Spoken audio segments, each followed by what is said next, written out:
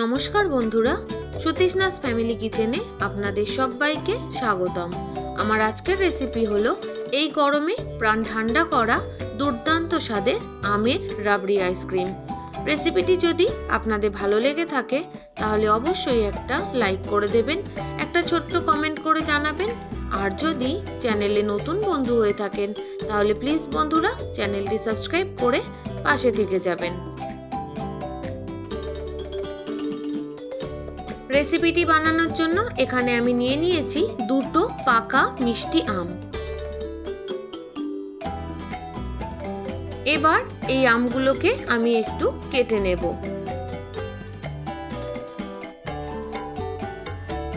বন্ধুরা, আপনারা তো অনেকেই অনেক ধরনের আমের আইসক্রিম বানিয়ে থাকেন, তবে আজ আমি আপনাদের ভীষণ সহজ পদ্ধতিতে আমের আইসক্রিম বানিয়ে দেখাচ্ছি।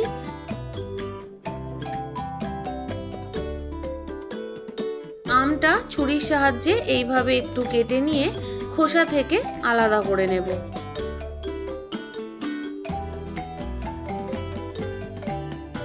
যে সকল বন্ধুরা প্রত্যেক দিন আমার ভিডিওর সাথে সম্পূর্ণভাবে জুড়ে থাকেন তাদের সবাইকে জানাই অনেক অনেক শুভেচ্ছা, অনেক ভালোবাসা। আর যে সকল বন্ধুরা আজ আমার চ্যানেলে প্রথম এসেছেন, প্লিজ বন্ধুরা রেসিপিটি ভালো লাগলে অবশ্যই কিন্তু সাবস্ক্রাইব করে পাশে থেকে যাবেন।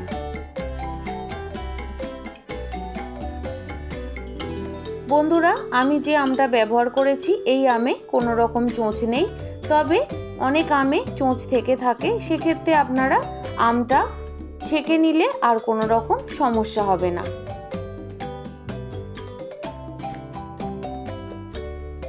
দুটো আমি এইভাবে কেটে নিয়েছি।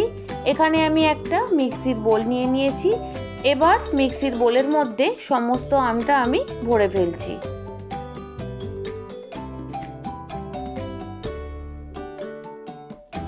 দেখুন বন্ধুরা, সুন্দর মতো আমটা আমি মিক্সির বোলের মধ্যে নিয়ে নিয়েছি। এবার এই আমটা জল ছাড়াই আমি পেস্ট করে নিয়েছি। এদিকে 500 গ্রাম লিকুইড দুধ আমি জাল করতে বসিয়েছি। দুধটাকে ভালো করে ফুটিয়ে ফুটিয়ে আমি একটু ঘন করে নেব। দুধটা ভালো মতো ফুটে উঠেছে। এবার গ্যাসের ফ্লেমটা কমিয়ে রেখে দুধটা আমি একদম ঘন করতে থাকবো।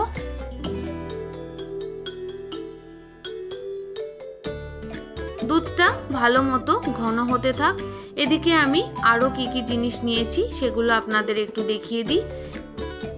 এখানে আমি নিয়েছি 7 থেকে 8টা কাজু বাদাম, নিয়েছি 6টার মতো আলমন্ড, আর সাথে নিয়েছি অল্প কিছু চীনা বাদাম। আমি চীনা বাদামগুলো আগে থেকেই শুকনো খোলায় ভেজে নিয়ে খোসাগুলো ছাড়িয়ে নিয়েছিলাম।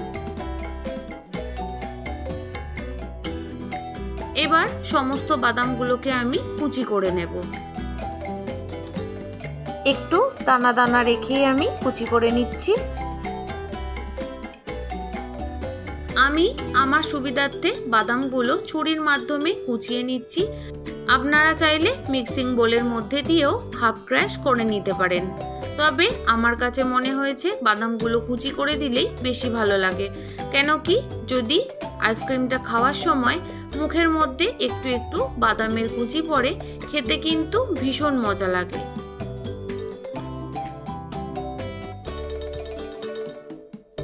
বন্ধুরা, এখন তো আমের সিজনই চলছে। এই সময় যদি আমের আইসক্রিম না বানাই তাহলে কিছু একটা মিস করে যেতাম। তাই আমি আপনাদের জন্য আজকে আমের এই আইসক্রিমের রেসিপি নিয়ে চলে এসেছি। রেসিপিটি যদি ভালো লেগে থাকে তাহলে অবশ্যই কিন্তু একটা লাইক করে দেবেন, আর একটা ছোট্ট কমেন্ট করে জানিয়ে দেবেন যে রেসিপিটি আপনাদের কেমন লাগলো।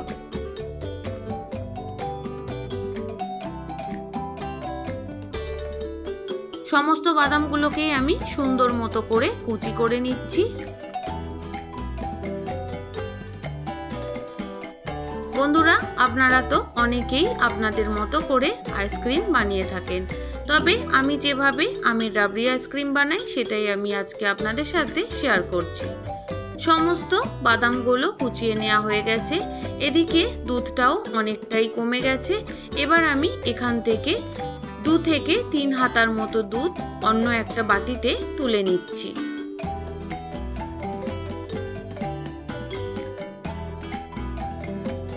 তিন হাতা দুধ আমি তুলে নিলাম। এবার বাকি যে দুধটা রয়েছে তার মধ্যে দিয়ে দিচ্ছি 50 গ্রামের মতো চিনি।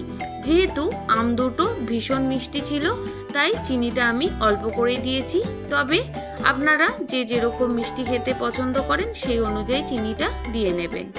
এবার আবারও খুব ভালো মতো করে চিনিটা আমি দুধের সাথে মিশিয়ে দিচ্ছি। গ্যাসের ফ্লেমটা আমি লোতেই রেখেছি। এবার যে দুধটা আমি তুলে রেখেছিলাম হালকা ঠান্ডা হয়ে গেছে। এবার ওই দুধের মধ্যে আমি আরও 3 চামচ গুঁড়ো দুধ দিয়ে দিলাম। বড় চামচের 3 চামচ গুঁড়ো দুধ দিয়ে ভালো মতো করে আমি মিশিয়ে নেব। এদিকে চিনি দেওয়ার পরে দুধটা আমি আবারও দেখুন ফুটিয়ে অনেকটাই কমিয়ে নিয়েছি। এবার একটু ভালো মতো করে নাড়াচাড়া করে দেওয়ার পর কুচিয়ে রাখা বাদামগুলো আমি দুধের মধ্যে দিয়ে দিলাম। এবার খুব ভালো মতো করে মিশিয়ে নিয়ে 3 থেকে 4 মিনিটের জন্য ফুটিয়ে নেব।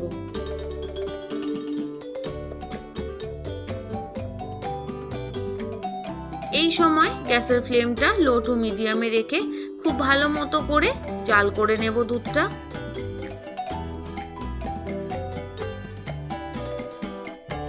থেকে 4 মিনিট সময় ধরে বাদামটা দুধের সাথে ফুটিয়ে নেওয়ার পর আগে থেকে যে গুঁড়ো দুধটা আমি গুলিয়ে রেখেছিলাম সেটা দিয়ে দিলাম। তারপর খুব ভালো মতো করে মিশিয়ে দেব।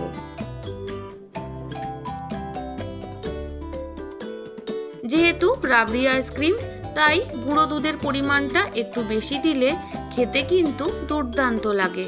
আর আমি যেভাবে বানাচ্ছি এইভাবে একবার বানিয়ে দেখবেন বন্ধুরা, এর স্বাদ আপনাদের মুখে লেগে থাকবে, বারবার বানিয়ে খেতে ইচ্ছা করবে, এতটাই দুর্দান্ত স্বাদ হয়। খুব ভালো মতো করে মিশিয়ে দেওয়ার পর 1 মিনিটের জন্য একটু জোর আঁচে ফুটিয়ে নিয়ে গ্যাসের ফ্লেমটা বন্ধ করে দুধটা ভালো মতো করে ঠান্ডা করে নেব। দুধটা খুব ভালো মতো করে ঠান্ডা করে নেওয়া হয়ে গেছে। এবার আমি আবারও গ্যাসের ফ্লেমটা কমিয়ে রেখে দুধটা বসিয়ে দিলাম। তারপর যে আমের পেস্টটা আমি বানিয়ে রেখেছিলাম সেই পেস্টটা দুধের মধ্যে দিয়ে দিলাম। এবার সমস্ত কিছু খুব ভালো মতো করে মিশিয়ে নেব। বন্ধুরা, অনেক সময় গরম দুধের মধ্যে আম দিলে দুধ কেটে যাওয়ার সম্ভাবনা থাকে, তাই অবশ্যই কিন্তু দুধটা ঠান্ডা করে নেওয়ার পর তারপরেই আমের পেস্টটা মেশাবেন, তাহলে আর দুধটা কেটে যাবে না। আর অবশ্যই কিন্তু আমটা মিষ্টি হতে হবে।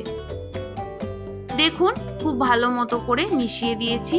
আর একটা জিনিস আপনাদের বলে দিই, আমটা কিন্তু আমি হালকা দানা দানা রেখেই পেস্টটা বানিয়েছিলাম, যাতে আইসক্রিমটা হয়ে যাওয়ার পর খাওয়ার সময় অল্প অল্প মুখে পড়বে, ভীষণ ভালো লাগবে।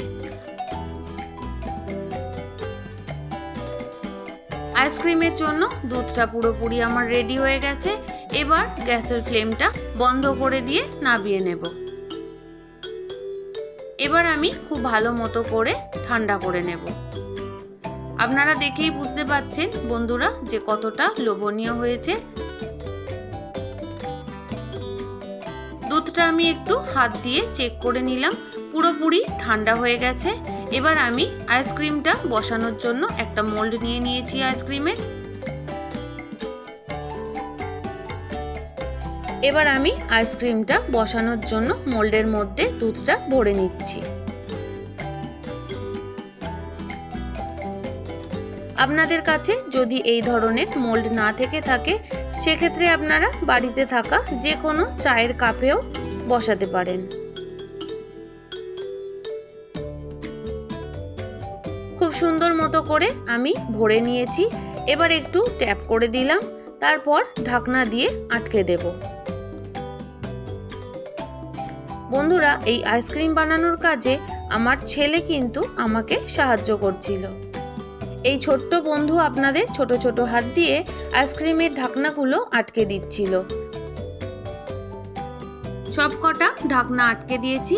এবার 8 থেকে 10 ঘন্টা ডিপ ফ্রিজে রাখার পর আমি আবারও ফেরত চলে এসেছি। দেখুন বন্ধুরা, কত সুন্দর মতো আইসক্রিমটা রেডি হয়ে গেছে। এখন আমি সার্ভ করে দিচ্ছি। তাহলে বন্ধুরা, রেসিপিটি কেমন লাগলো অবশ্যই কমেন্ট করে জানাবেন। আজ এখানেই শেষ করলাম, কাল আবারও একটা নতুন রেসিপির সাথে চলে আসছি।